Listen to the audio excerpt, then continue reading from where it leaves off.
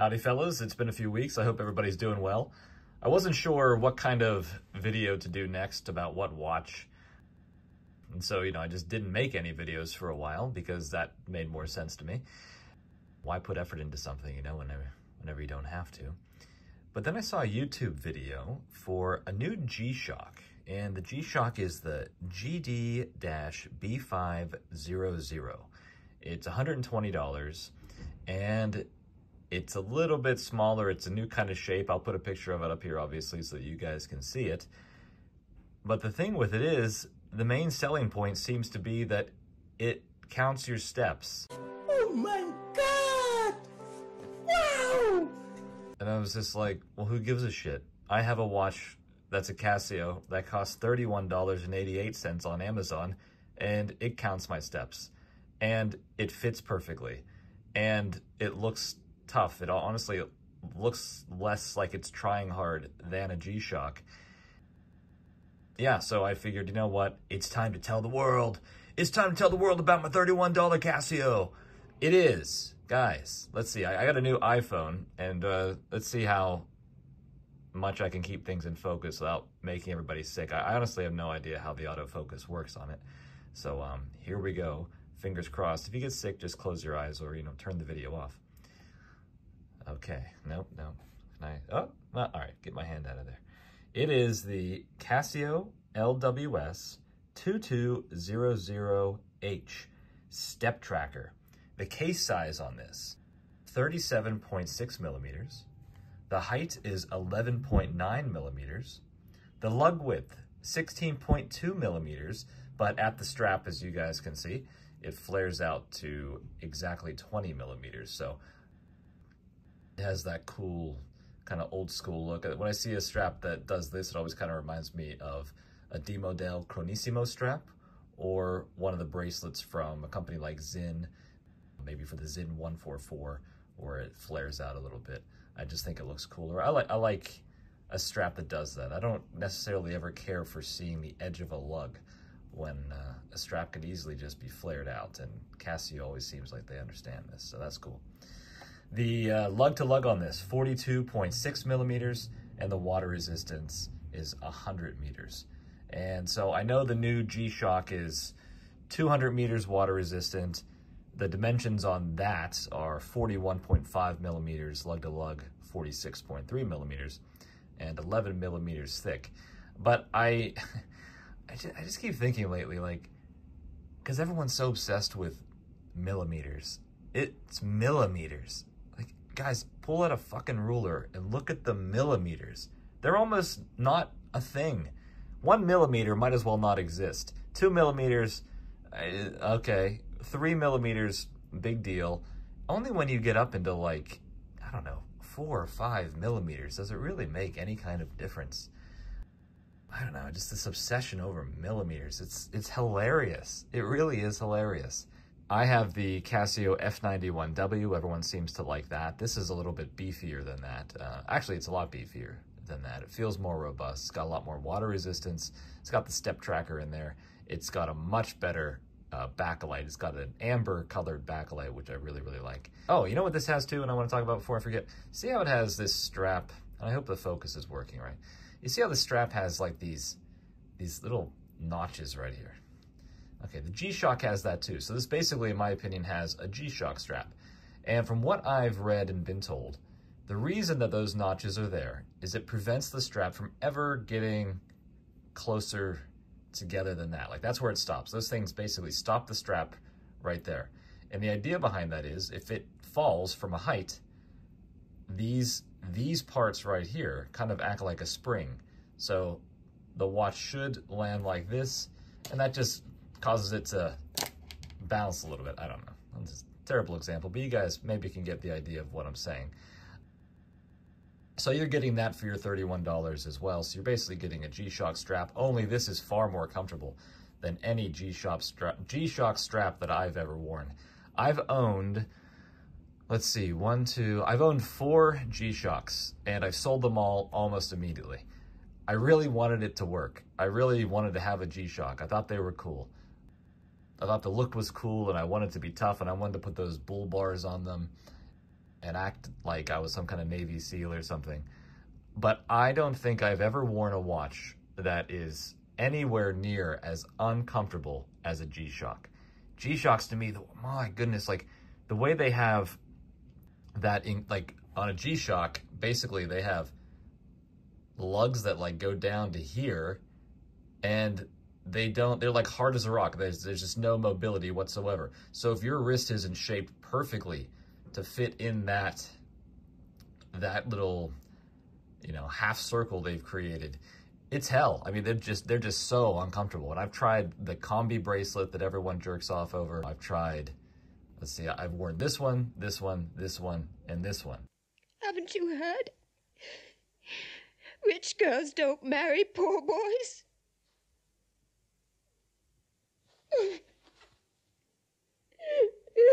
When I saw this, I thought, well, you know, let's try Casio number 52. I like the F91W. We'll see what happens. And this, to me, this is the ultimate Casio watch. I was going to say cheap Casio watch, but no. I've tried expensive, I've tried cheap.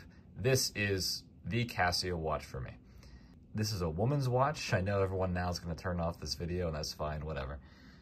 But Casio always has women modeling it. It comes in white, black, and what they call beige. But to me, it looks more like a salmon or a pink. I don't know. Part of me wants to order it and just see. But Amazon says that this is a man's watch. So I don't know. Woman's watch, man's watch, doesn't make any difference to me. It tells the time. It has all the things that I love. It has all the things that Casio lovers love. It's got the day, the date. It even has the year, which I don't think I've ever seen on another Casio. You can do military time. You can do regular AM, PM. It's got the, you know, what do you call that thing? Oh yeah, chronograph. It's got all the time zones. It's got all the stuff that people expect from a digital watch like this. Plus it has a step counter. Now, I'm not lazy. I like to walk quite a bit. In fact, this is my main work watch. I work at a cemetery, and there's tons and tons of walking at the cemetery. So this is a great watch for lots of reasons. One, because I can keep track of my steps, and B, I like to wear a very modest watch at work, because when you're dealing with families who have just experienced a loss, I don't want them to ever glance down and see the Cartier that my girlfriend gave me and think that I'm profiting handsomely off of death, you know. That doesn't sit right with me, and it certainly wouldn't sit right with them, and rightfully so. I'm not a lazy guy. I wear this watch all the time, but I did not wear it today. And so let's see how many steps. Oh, come on, focus when I need you to, you son of a bitch. There. So it says 26 steps because I picked it up from my desk and walked over to where I'm sitting now. Oh, there was another thing that I saw in the video about the G-Shock, is that people got excited because there was a graph up here. Like it had a graph of their step activity throughout the day. I'm not going to use this cinematic mode anymore on this iPhone because, as you can see, it just dips in and out of focus. It's driving me nuts. Oh, for God's sake, stay in focus or I'll fucking throw you out the window, you piece of shit. Okay. They got excited about a graph. Well, this one has a graph too. You wouldn't know it because I haven't worn it today. And part of me thought, oh my God, did they use the same module, the quartz movement that they used in the new G-Shock? But no, it's different. And whatever, but it seems like it has the exact same functionality, and I mean the exact same functionality. This keeps track of your days for your steps rather for the past 5 days, so I could see what steps I had the day before, the day before, the day before, the day before. And if I want to go back to the date, I just hit lap reset again, and I'm sure lap reset does other things, but I don't use this watch for anything other than telling the time and keeping track of my steps. And I love it. I really think that, and I say this for all my watches, I know, but I mean, this one really is just such a great deal. I'll show a picture of it here on my wrist. It fits perfectly. It feels great. It is so comfortable. I think it looks good. I think it looks very masculine, really. I don't see how this is a woman's watch. The most, I guess you could say, is that it has this step tracker text up here. And I think it's kind of salmon colored too, which I guess is kind of girly, pinkish step tracker. I know that it's salmon colored, but to my eye, it always looks kind of yellow or orange. I don't know what it's gonna look like on the camera here, but at worst, you could always take some rubbing alcohol or WD-40 or something and rub that off if you didn't like it. to me, buying that new G-Shock for $120 when this is available for $31 is the height of watch stupidity. So yeah, I mean, that's all I really have to say. I know a lot of you guys are going to say 16mm lug width. I'm not wearing that. Well, in the old days, lots of watches for men had 16mm lug widths. There's nothing wrong with it. In fact, I've had this bracelet for a super long time, and I've never known what to put it on. I always thought I'd find some kind of World War II mechanical field watch thing to put it on, and it would look super period correct, because from my understanding, this is from that era. Let's see if I can get it out of the damn box. Come on, you son of a bitch. Oh my god. This is really something else. Get the fuck out of the box. I was gonna lose it, but then I remember that the camera is running. I don't want to destroy this 70-year-old box. Anyway, guys. See this? It says US on it, which I think is kind of cool, United States. And on a field watch, I think that would look pretty badass. It just kind of slips on over the lugs. It's got this pretty interesting way to connect down there. It's guaranteed for life, this Berkeley watch band. I don't know if there's a phone number on here or not. Either way, I should go to Jersey City if this thing ever breaks and just knock on the door of wherever this headquarters used to be and demand they fix it, even though now it's probably a Walmart or something. Anyway, I was just thinking, this actually might look kind of cool. It would look really weird, but kind of cool, and maybe it would look cool with the white one or the beige one. I don't know. Part of me wants to get another one, like I said, and just try this out. I think it might look pretty badass. So my point is, guys, there are lots of 16mm straps out there that are vintage that you shouldn't discount. Come on, focus iPhone. This is, my God, what a nightmare of a video this is gonna be to watch. And that's right, guys, in the background, you just heard me fart because I ate Mongolian barbecue tonight. When I get angry, I fart, and when I eat Mongolian barbecue, I fart even more.